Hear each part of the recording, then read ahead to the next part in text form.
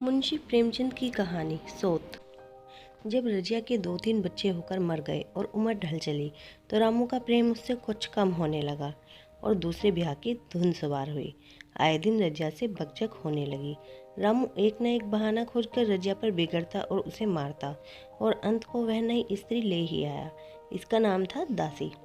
चंपई रंग था, बड़ी बड़ी आंखें, जवानी की उम्र। पीली कुशांगी रजिया भला इस नवयुवना के सामने क्या जांचती। फिर भी वह जाते हुए स्वामित्व को जितने दिन हो सके अपने अधिकार में रखना चाहती थी। तिगरते हुए छप्पर को थूनियों से संभालने की चेष्टा कर रही थी। इस घर को उसने मर मर कर बनाया है, उसे सहज में ही नहीं छोड़ सकती। वह इतनी बेसमझ नहीं है कि घर छोड़कर चली जाए और दासी राज करे। एक दिन रजिया ने रामू से कहा, मेरे पास साड़ी नहीं है, जाकर ला दो।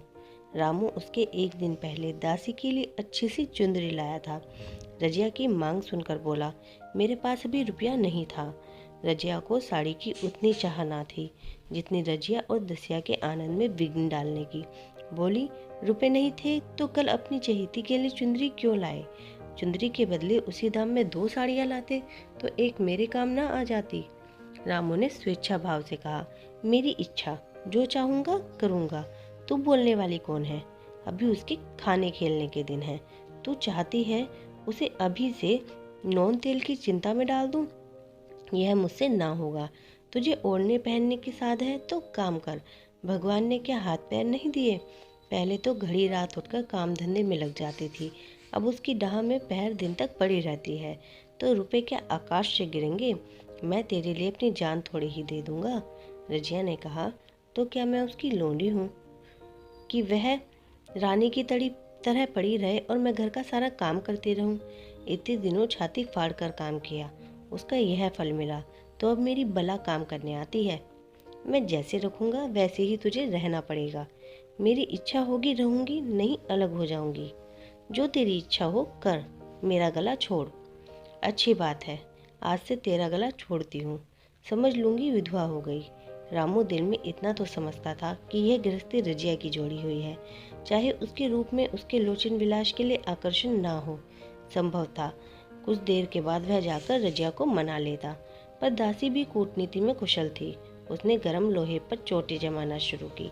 बोली, आज देवी किस बात पर बिगड़ रही थी? रामू ने उदास मन से कहा, तेरी चुंदरी के पीछे रजिया महाभारत मचाए हुए है। अब कहती है अलग रहूंगी। मैंने कह दिया, तेरी जैसे इच्छा हो कर। दसिया ने आंखें मटका कर कहा, यह सब नखरे हैं कि आकर हाथ पांव जोड़े, मनावन करें, और कुछ नहीं।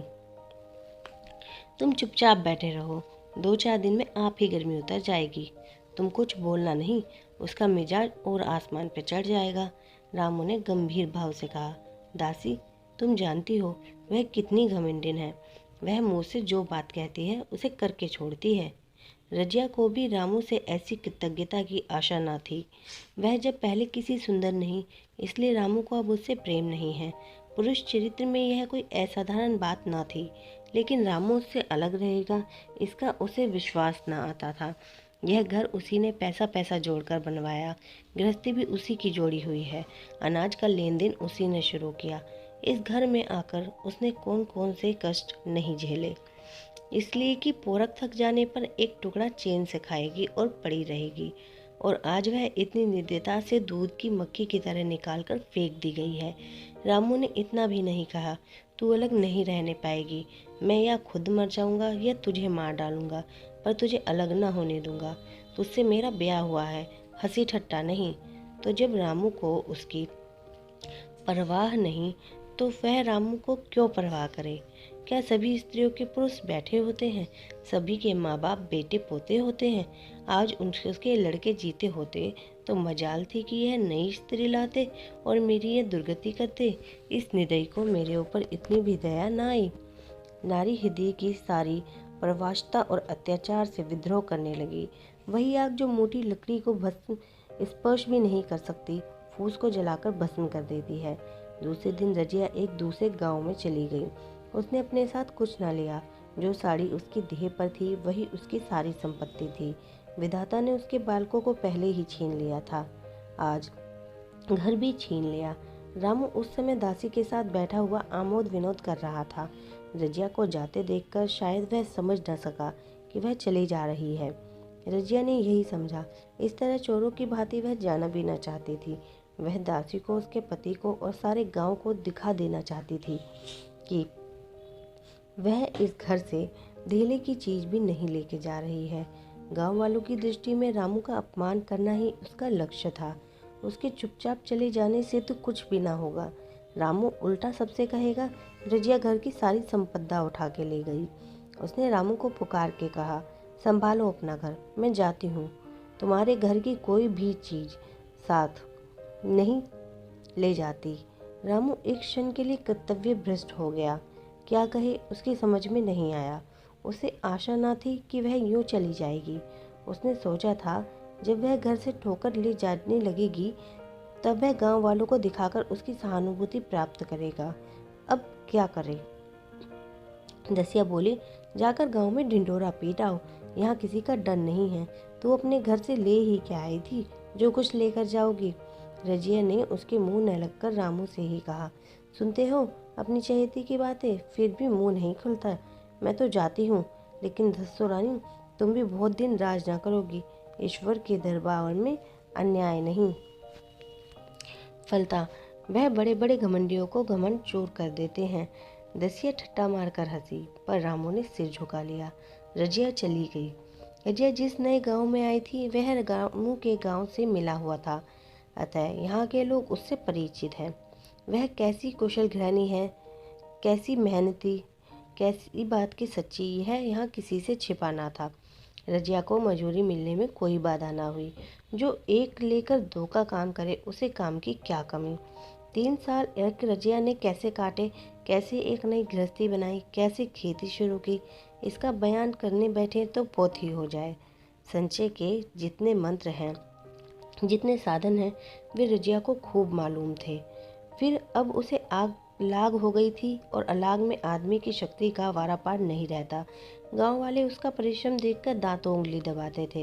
वह रामू को दिखा देना चाहती है, मैं तुमसे अलग होकर भी आराम से रह सकती हूँ। अब वह पराधीन नारी नहीं है, अपनी कमाई की खाती है। रजिया के पास बैलों की एक अच्छी जोड़ी है। रजिया उन्हें केवल खली भूसी देकर नहीं रह जाती, रोज 2-2 रोटियां भी खिलाती है, फिर उन्हें घंटों सहलाती। कभी कभी उनके कंधों पर सिर रखकर रोती है और कहती है, अब बेटे हो तो पति हो तो तुम ही हो, मेरी जान अब तुम्हारी ही साथ है। दोनों बैल शायद रजिया की भाषा और भाव समझते हैं। वे मनुष्य नहीं बैल हैं। दोनों सिर नीचा करके रजिया का हाथ चाटकर उसे आश्वासन देते हैं।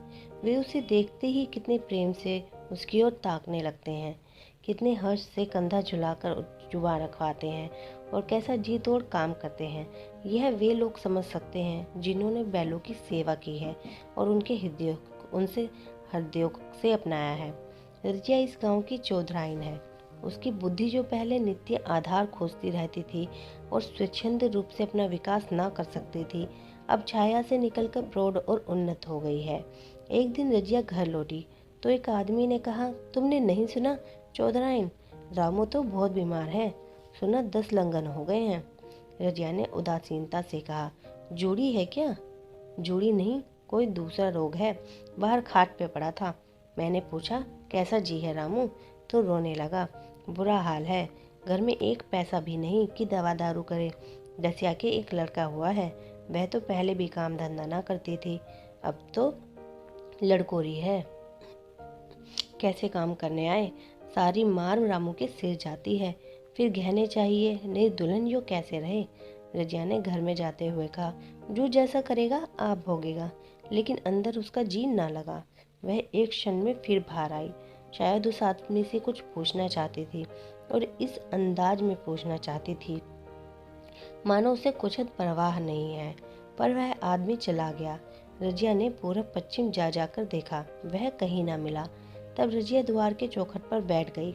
इसे वे शब्द याद आए जो उसने 3 साल पहले रामू के घर से चलते समय कहे थे। उस वक्त जलन में उसने वह श्राप दिया था, अब वह जलन ना थी। समय ने उसे बहुत कुछ शांत कर दिया था। रामू और दासी की हीनावस्था अब ईर्ष्या के योग्य नहीं, दया के योग्य थी। उसने सोचा, रामू को 10 लंघन हो गए हैं तो अवश्य ही उसकी दशा अच्छी ना होगी। कुछ ऐसा मोटा ताजा तो पहले भी ना था। 10 लंघन ने तो बिल्कुल ही घुला डाला होगा। फिर इधर खेती बाड़ी में भी टोटा ही रहा, खाने पीने को भी ठीक ठाक ना मिला होगा। पड़ोसी की एक स्त्री ने आग लेने के बहाने आकर पूछा, सुना रामू बहुत बीमार है, जो जैसी करेगा वैसी पाएगा। तुम्हें इतनी बेदर्दी से निकाला कि कोई अपने बैरी को भी ना निकालेगा। रजिया ने टोका, नहीं दीदी, ऐसी बात ना थी। वे तो बेचारे कुछ बोले ही नहीं। मैं चली तो सिर झुका लिया। दसिया के कहने में आकर वह चाहे कुछ भी कर बैठे हों, यूँ मुझे कभी कुछ नहीं कहा। किसी की बुराई क्यों करूं? फिर कौन मर्द ऐसा है जो औरतों के बस नहीं हो जाता? दसिया के कारण उनकी यह दशा हुई है। पड़ोसी ने आग न मांग मुंह फेर कर चली गई। रजिया ने कलसा और रस्सी उठाई और कुएं पर पानी खींचने गई। बैलों को सानी पानी देने की बेला आ गई थी, पर उसकी आंखें उस रास्ते की ओर लगी हुई थी जो मलसी रामू के गांव को जाता था। कोई उसे बुलाने अवश्य आ रहा होगा। नहीं, बिना बुलाए वह कैसे जा सकती है? लोग कहेंगे, आखिर दौड़ी आई ना। मगर रामू तो अचेत पड़ा होगा। 10 लंघन थोड़े ही ना होते हैं। उसकी देह में था ही क्या? फिर उसे कौन बुलाएगा? दसिया को क्या गरज पड़ी है? कोई दूसरा घर कर लेगी। जवान है, 100 ग्राहक निकल आएंगे। अच्छा, वह आ तो रहा है। हाँ, आ रहा है। कुछ घबराया सा जान पड़ता है। कौन आदमी है? इसे कभी मलसी में नहीं देखा, मगर उस वक्त से मलसी कभी गई भी तो नहीं। 2-4 नए आदमी आकर बसे ही होंगे। बटोही चुपचाप कुएं के पास से निकला। रजिया ने कलसा जगत पर रख दिया और उसके पास जाकर बोली, रामू, महतो ने भेजा है तुम्हें? अच्छा तो चलो घर, मैं तुम्हारे साथ चलती हूँ। नहीं, अभी मुझे कुछ देर है। बैलों को सानी पानी देना है, दिया बत्ती करनी है। तुम्हें रुपए दे दूं, जाकर दसिया को दे देना। कह देना कोई काम हो तो बुला भेजे। बटोही रामू को क्या जाने, किसी दूसरे गांव का रहने वाला था।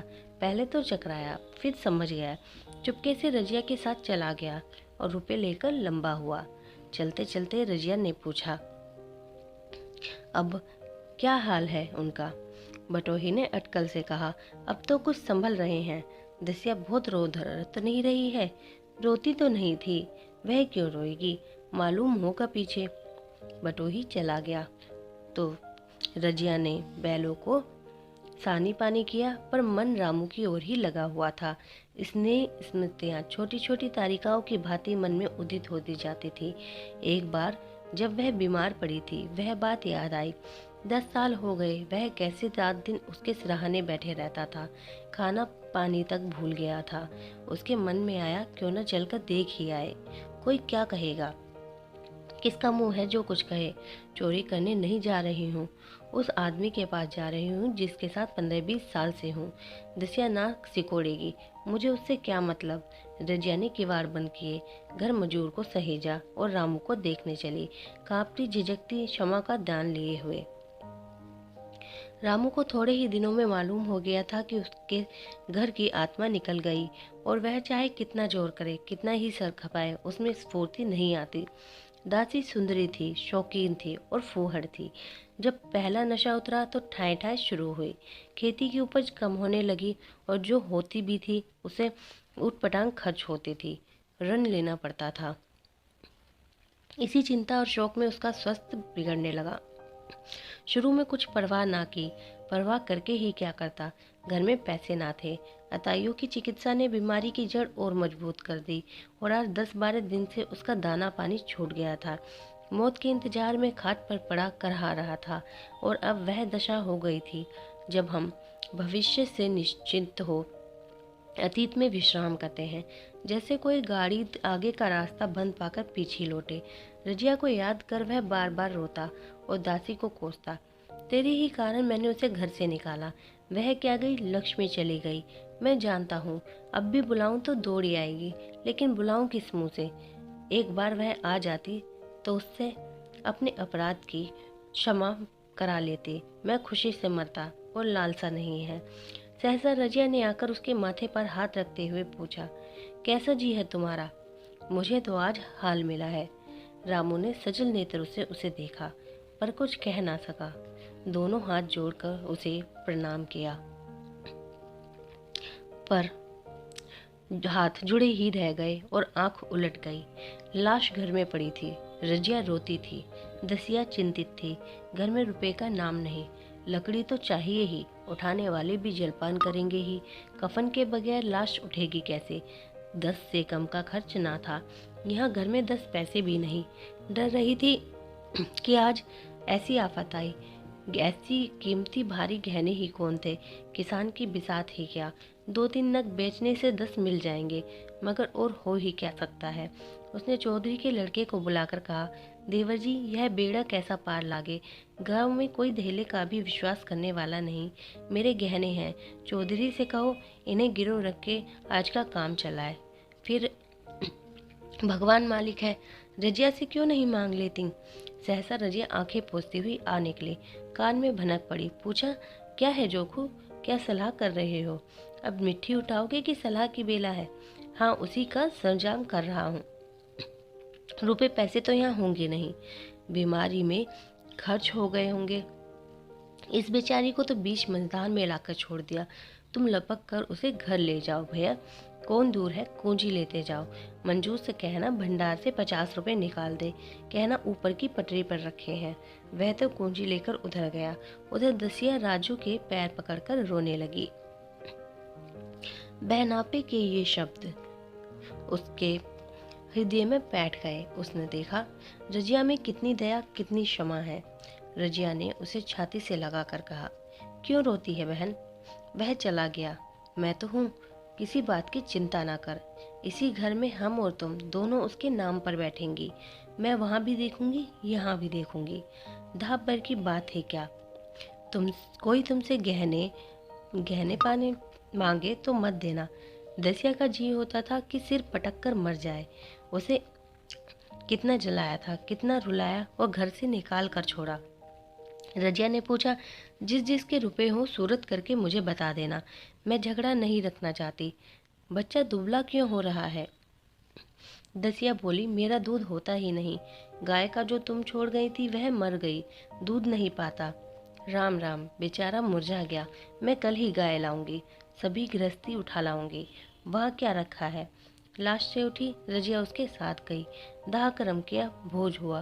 कोई 200 रुपए खर्च हो गए। किसी से मांगने ना पड़े। दसिया के जौहर भी इस त्याग की आंच में निकल आए। विलासिनी सेवा की मूर्ति बन गई। आज रामू को मरे 7 साल हुए हैं।